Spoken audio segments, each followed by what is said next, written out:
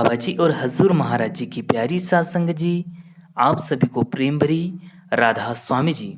सासंग जी, आज मुंबई सत्संग घर में बाबा जी महाराज जी ने बड़ा ही सुंदर सत्संग फरमाया। आज के सत्संग के वचन हजूर स्वामी जी महाराज जी की वाणी से लिए गए थे। यह वाणी है, इस जग में घोर अंधेरा भारी। पर बाबा जी महाराज जी ने लगभग 1 घंटे से ऊपर सत्संग फरमाया। सासंग जी और बाबा जी महाराज जी ने आज चेतावनी भरे शब्दों में सभी को सावधान भी किया। संगत जी, आज डेरे में बहुत रस था, संगत बहुत आई हुई थी। सत्संग जी, आज बाबा जी महाराज जी ने बड़े प्रेम प्यार से और विनम्रता से सत्संग फरमाए। आज लगभग डेरे में 2 लाख के आसपास संगत पहुंची हुई थी। संगत जी, बाबा जी महाराज जी जब स्टेज पर आए, उस समय बहुत ही सुंदर और प्यारे शब्द जो कि मन को मोह लेते हैं, ऐसे मनमोहक शब्द पढ़े जा रहे थे। आज बाबा जी 9:25 के आसपास स्टेज पर आ गए थे। उनके तुरंत बाद हुजूर महाराज जी भी स्टेज पर आ गए थे। संगत जी, उसके बाद लगभग 9:30 के आसपास बाबा जी महाराज जी ने सत्संग फरमाना प्रारंभ कर दिया। आज अगर हम सही रूप से देखें तो संगत का सैलाब आया हुआ था और रस भी बहुत था। बाबा जी का मुंबई सत्संग में जो आज सत्संग फरमाया, वहाँ महाराज जी की वाणी थी। स्वामी जी महाराज जी की जो वाणी थी वहाँ यह थी कि इस जग में घोर अंधेरा भारी। सासंगत जी, तो चलिए हम चलते हैं सत्संग की ओर। सासंगत जी, बाबा जी चेतावनी भरे शब्दों में हमें समझा रहे हैं कि हमें खुद को अंधेरे से प्रकाश की तरफ लेकर जाना है। यह प्रकाश का मतलब वो नहीं जो हम बाहरी आंखों से देखते हैं, महसूस करते हैं। यह तो वो प्रकाश है जो हमारे अंदर है और हमें स्वयं को अंधेरे से प्रकाश की तरफ ले जाना है। स्वामी जी महाराज जी कौन से अंधेरे की बात को हमें समझा रहे हैं? यह अंधेरा हमारी अज्ञानता का है। आज अज्ञानता के अंधेरे में हम ठोकरे खाते फिर रहे हैं और मालिक की पहचान नहीं कर पा रहे हैं। स्वामी जी कौन सी अज्ञानता की बात हमें समझाने की कोशिश कर रहे हैं?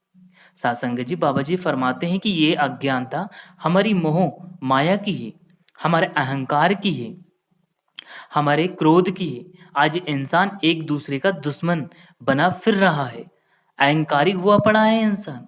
होमे की दीवारें ने हमें मालिक से कोसों दूर कर दिया है।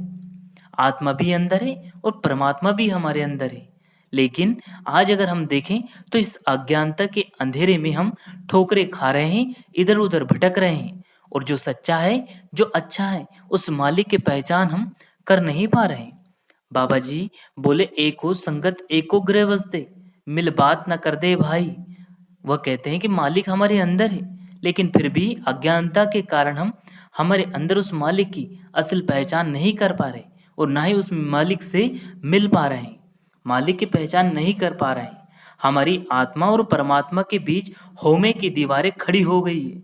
आज इंसान में और मेरी में उलझ कर रह गया। मालिक को अंदर ढूंढने की बजाय हम बाहर मुखी साधनों में उलझ कर रह गए हैं। बाबा जी बोले, संत महापुरुषों ने हमें समझाने के वास्ते बाहर मुखी साधनों का सहारा ले लिया था, लेकिन किसी ने ये नहीं कहा कि मालिक बाहर से मिलेगा। बाबा जी ने आगे तुक भरी वाणी में समझाते हुए कहा, सब किच घर में बाहर नाही, बाहर ढूंढे सो परम भुलाई। बाबा जी फरमाते हैं, आज अहंकार ने इंसान को मालिक से कहीं कोसों दूर कर दिया है। मालिक हमारे अंदर में है, लेकिन हम मालिक की पहचान नहीं कर पा रहे। शरीर की बीमारियां तो इलाज से ठीक हो जाएगी, लेकिन होमे की जो बीमारी है उसका इलाज कहाँ है? इसका तो बस एक ही इलाज है, वह खुद को शब्द के साथ जोड़ देना, सूरत को शब्द में विलीन कर देना। होमे की ये दीवार अपने आप गिरने लग जाएगी और हम हमारे अंतर में मालिक की असल पहचान कर पाएंगे। सासंग जी, बाबा जी महाराज जी आगे फरमाते हैं, इंसान का दायरा बहुत छोटा हुआ रखा है।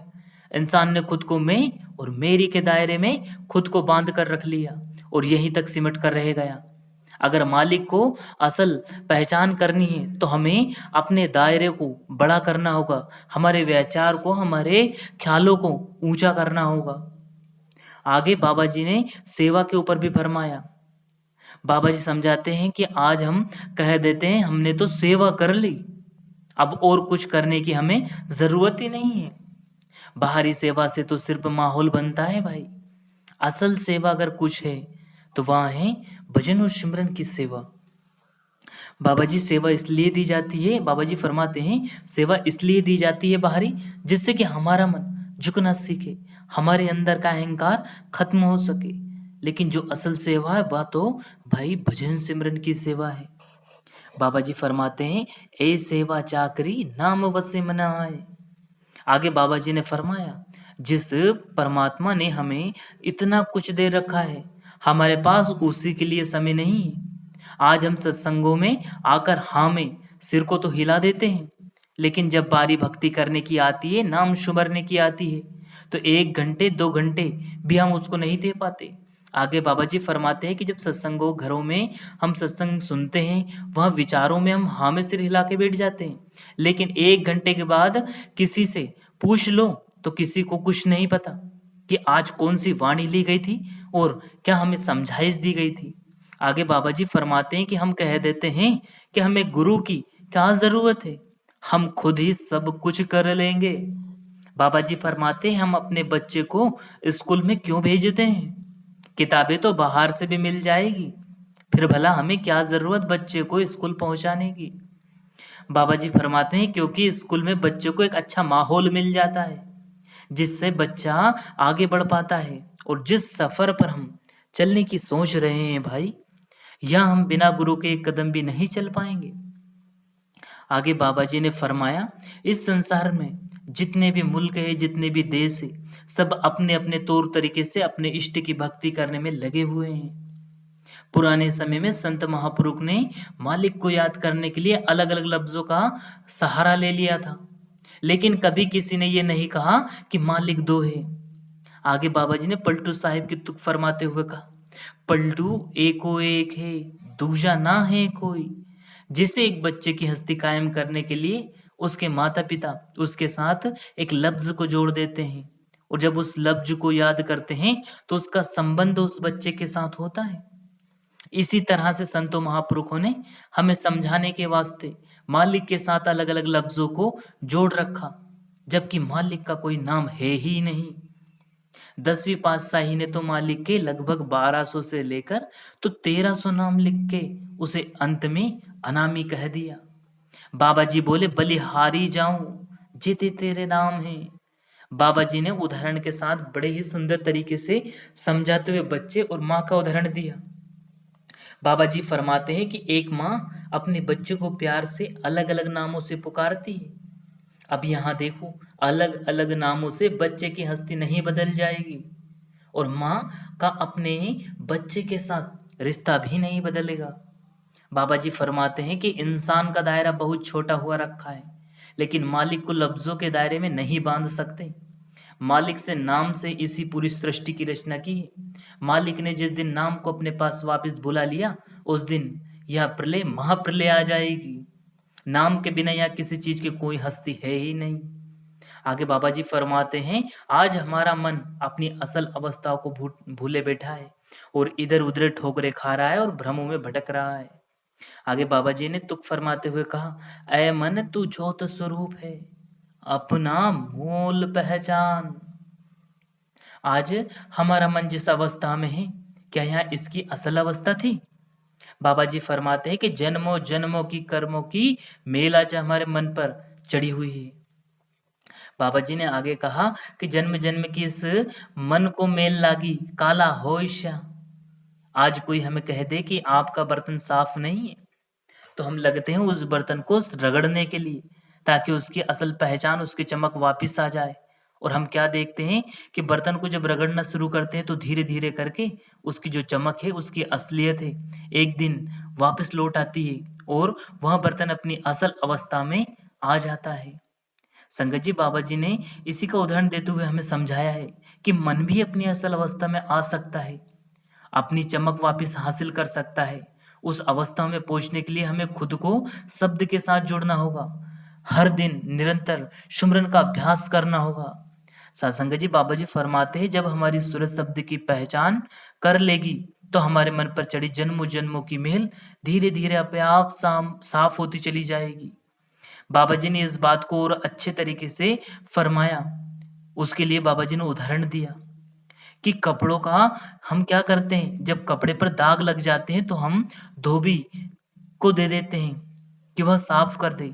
जब उससे भी दाग नहीं जाता है तो हम कपड़ों को ले जाकर ललारी के पास जाते हैं और ललारी कपड़े पर गुड़ा रंग चढ़ा देता है। बाबा जी ने फरमाया, बीबिया गाती है ना, गुड़े रंग विच रंग दीजो जी, मेलिया ने सादिया रूहा। आज हमारी रूह हमारे जन्मों जन्मों के कारणों से मेली हुई पड़ी है। जब हम किसी गुरुमुख की शरण में जाएंगे तो गुरुमुख हमें वहां युक्ति दे देगा जिसके हम अपना कर मालिक के प्रेम का गुड़ा रंग हमारी आत्मा यानी कि रूह पर और हमारे मन पर चढ़ाते हैं और हमारा मन मालिक के लायक बन जाता है। संगत जी, बाबा जी महाराज जी ने आगे फरमाया कि जन्मों के कर्म में दाग धुल जाते हैं। आगे बाबा जी ने फिर फरमाया, दर्शन किसको कहते हैं? जो आज हम बाहरी आंखों से देख रहे हैं, हम उसको दर्शन समझ बैठे हैं। क्या वो दर्शन सही है? बाबा जी फरमाते हैं, बाहरी आंखों से जो कुछ हम देखते हैं उसको सिर्फ हम देखना कहेंगे। दर्शन तो एक अवस्था है और उस अवस्था तक जाने के लिए हमें कहीं जाने की जरूरत नहीं, कहीं भटकने की जरूरत नहीं और ना ही गुरु के पीछे जोड़ दौड़ने की जरूरत है। दर्शन वो अवस्था है जब हम ध्यान को एकाग्र करके दोनों आंखों के मध्य तीसरे तिल, जो कि हम थर्ड आई कहते हैं, उस पर टिका लेते हैं। उस समय हम जिस अवस्था में होते हैं वहां हम अपनी शुद्ध बुद्ध को खो देते हैं और बस टकटकी लगाकर उसको देखते रहते हैं। आज हम कह देते हैं, आज तो बड़े चंगे दर्शन हो गए, बड़े सुंदर दर्शन कर लिए। भाई, दर्शन आखिर में है क्या? इन बाहरी चीजों को, शरीरों को देखना दर्शन है ही नहीं। हम गुरु के पीछे दौड़कर देखने को दर्शन मान बैठे हैं। बाबा जी फरमाते हैं कि दर्शन के लिए दौड़ने की जरूरत है ही नहीं। जिसको उसने दर्शन देने हैं उसको 7 समुंदर पार भी दे देगा और जिसे नहीं देना, सामने बैठे को भी नहीं देता। आगे बाबा जी फरमाते हैं कि जो सामने बैठा है वो कोई गुरु नहीं, वो सब एक शरीर है और गुरु कोई शरीर नहीं होता। गुरु शब्द है लेकिन शुरुआती शरीर से होती है, क्योंकि शरीर ही शरीर को समझा सकता है। शरीर में ना तो गुरु बनने की ताकत है और ना शरीर में चेला बनने की ताकत है। गुरु शब्द है और हमारी जो सूरत है वहां चेला है। जब हम गुरु के बताई हुई युक्ति पर चलेंगे, ध्यान को एकाग्र करेंगे तो हमारी सूरत हमारे अंतर में शब्द रूपी गुरु की पहचान कर पाएगी। बाबा जी फिर फरमाते हैं, आज जो सामने बैठा है हम उसी के आगे, उसके आगे माथा टेकने शुरू कर देते हैं, उसकी पूजा करने शुरू कर देते हैं और तो और उसके पीछे दौड़ने लग जाते हैं। हजूर महाराज जी फरमाया करते थे कि जो सामने बैठा है उसके शरीर के माथे टेकने से कोई फायदा होने वाला नहीं। हजूर ने लगभग 40 साल हमें समझाया लेकिन हम फिर भी नहीं समझे और आज भी हम उस शरीर के आगे माथे टेकने को भक्ति कहते हैं। शरीर के पीछे दौड़ने को हम असल भक्ति मान बैठे हैं। आगे बाबा जी फरमाते हैं, बुल्ले शाह का उदाहरण देते हुए, लख वार जे करे इबादत कदे न बने नमाजी, जे गर प्यार ना होसे पल्ले रब ना होसे राजी। बाबा जी महाराज जी फरमाते हैं, लाखों बार भी माथे क्यों ना टेक ले, हम रब को खुश नहीं कर पाएंगे। रब की खुशी हासिल नहीं होती, जब भी होगी अपने अंदर मालिक के लिए प्रेम को जगाना होगा, तब जाकर हमें उसकी सच्ची भक्ति हासिल होगी और प्रेम की पहचान भी हमें अंतर मन में करनी होगी। आज हम कह देते हैं कि किसी मंदिर या तीर्थ पर जाकर हम नाक रगड़ लेंगे, नंगे पैर चले जाएंगे, इससे हम मालिक की खुशी हासिल कर लेंगे। भाई, नहीं होने वाला। बाबा जी ने समझाया, आज हमने मंदिर के मायने ही बदल कर रख दिए। मंदिर किसको कहते हैं? बाबा जी महाराज जी ने मंदिर पर बड़ा ही सुंदर फरमाते हुए कहा, मंदिर का अर्थ होता है मन के अंदर। बाबा जी बोले, सब कुछ घर में बाहर नाही, बाहर ढूंढे सो परम बुलाई। बाबा जी ने बाइबल का उदाहरण भी दिया, we are the temple of God, हमारा शरीर उस मालिक का घर है। बाबा जी ने समझाया, मंदिर इसलिए बनाए गए थे क्योंकि पुराने समय में परिवार बड़े हुआ करते थे और जब किसी को मालिक की भक्ति करनी होती थी और ध्यान को एकाग्र करना होता था तो वहां एक खास जगह, एक छोटे से कमरे को बना दिया गया था ताकि वहां उसमें बैठकर भजन सिमरन कर सके। कुछ समय के बाद उस कमरे को सबने मंदिर कहना शुरू कर दिया और बाद में हमने मंदिर के मायने ही बदल कर रख दिए। आज हम उस कमरे में जाकर मालिक को याद करने और भजन सिमरन की बजाय मालिक से कुछ ना कुछ मांगने में लगे पड़े हैं। भाई, वहां जाकर कोई नाक रगड़ना है, कोई माथे टेकना है, ये नहीं होता। किसी को कुछ मिलने वाला नहीं है। वहां चला जाता है कि आज मुझे ये चाहिए। कोई दुखी है तो वहां चला जाता है। मालिक की भक्ति करना आज हमारा उद्देश्य नहीं रहा गया। हम सबको मालिक से कुछ ना कुछ चाहने की राह में लगे हुए हैं। बाबा जी ने समझाया, हमें मालिक से प्रेम करना है। मालिक ने जो देना था वो हमें दे चुके हैं। मालिक ने हमें सबसे उत्तम जामा मनुष्य देह दी है और यहाँ भेजा है। ये क्या कम है? इतनी बख्शिश मालिक ने हम पर पहले ही कर रखी है। अब हमें मालिक के हुक्म में रहना चाहिए। मालिक ने हमें यहाँ मंगते बनाकर नहीं भेजा था। सत्संग जी, बाबा जी फरमाते हैं कि मालिक ने 84 लाख जोनियां बनाई हैं, लेकिन सिर्फ एक जोनी यानी कि इंसान को एक अलग ताकत दे रखी। वहां है विवेक की ताकत, जिससे इंसान अपना अच्छा और बुरा सोच सकता है। यही एक जामा है जहां से इंसान इस जेल खाने से हमेशा हमेशा के लिए आजाद हो सकता है।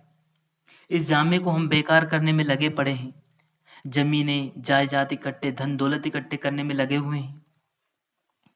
अगर अब ना संभले तो फिर ये मनुष्य दे बड़ी मुश्किल से मिली है। आगे मिले मिले ना मिले, कौन जानता है। एक जूनी में अगर 1 साल भी काटना पड़ा तो सोचो भाई, 84 लाख साल बाद फिर से मालिक हमें यह मौका देगा। हम मालिक के इस बख्शिश की कोई कदर नहीं कर रहे हैं। आगे बाबा जी फरमाते हैं, इंसान जब से आया है तब से सिर्फ बांट ही रहा है। आगे बाबा जी फरमाते हैं, छोटा था तो खिलौने बांटे, उससे थोड़ा बड़ा हुआ तो जमीनें जायदाद बांटना शुरू कर दी। आगे चलकर खुद को जातों, मजहबों, धर्मों में बांट लिया। फिर और आगे बढ़ा, फिर देश मजहबों में बढ़ गए। और जो चीज कभी बांटी नहीं जा सकती, उस मालिक को भी इस इंसान ने बांट लिया। मालिक ने तो इंसान बनाया था और इंसान भेदभाव करने लगा। कोई कहता है मेरा धर्म बड़ा है तो कोई कहता है मेरी जात बड़ी है। पुराने समय में काम के हिसाब से इंसान को 4 दर्जों में, 4 वर्णों में बांट दिया था। सबसे पहले दर्जे पर सैनिक थे, इसके बाद ब्राह्मण, फिर सरकारी नौकरी करने वाले लोग और आखिर में हाथ से काम करने का दर्जा था। बाबा जी फरमाते हैं कि मालिक के घर हमने हमारा हिसाब हमारी जात या धर्म देखकर नहीं होगा। बाबा जी फरमाते हैं, अमला जाते ओन दे नगड़े खड़िया रेन गिया जाता। वहां उसके घर ना कोई जात होगी, ना धर्म होगा, ना मजहब होगा, ना कोई अमीर ना कोई गरीब होगा। वहां तो बस मालिक होगा और हमसे हमारे नाम की कमाई का हिसाब होगा। आज हम कहीं जाते हैं तो कोई ना कोई तोहफा या कोई खाने की वस्तु साथ लेकर जाते हैं, जिससे कि सामने वाले को अच्छा लगे। लेकिन भाई, कभी विचार किया है, अपने असल घर जब जाएंगे तो क्या साथ लेकर जाएंगे? इसकी हमें कोई खबर है या फिक्र भी है? आज हम दुनियावी चीजें इकट्ठी करने में लगे पड़े हैं और जिस चीज को हम यहाँ साथ लेकर जा नहीं सकते उसकी हमें कोई परवाह नहीं, और जो हमारे साथ जानी है उसके बारे में हम फिक्र नहीं करते। आगे बाबा जी फरमाते हैं, आज इंसान धर्मों की लड़ाई लड़ रहा है और ये इंसान की सबसे बड़ी भूल है, यह भ्रम में है। बाबा जी फरमाते हैं, मजहब नहीं सिखाता आपस में बैर रखना। बाबा जी फरमाते हैं, मालिक ने हमें ये जामा लड़ने झगड़ने के वास्ते नहीं दिया था। मालिक ने हम पर दया मेहर करके हमें खुद को इस संसार से, इस 84 के जेल खाने से आजाद करवाने का एक मौका दिया था। और हम इस जामे की कोई कद्र नहीं करते और ना ही हमें इस 84 से मुक्त होने की कोई फिक्र है।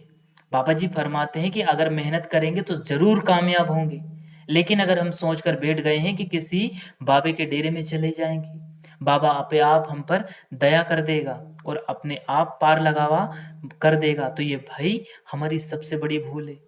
संत महापुरुष हमारे बीच हमें सही रास्ता दिखाने आते हैं, आखिर में मेहनत तो करनी हमें पड़ेगी।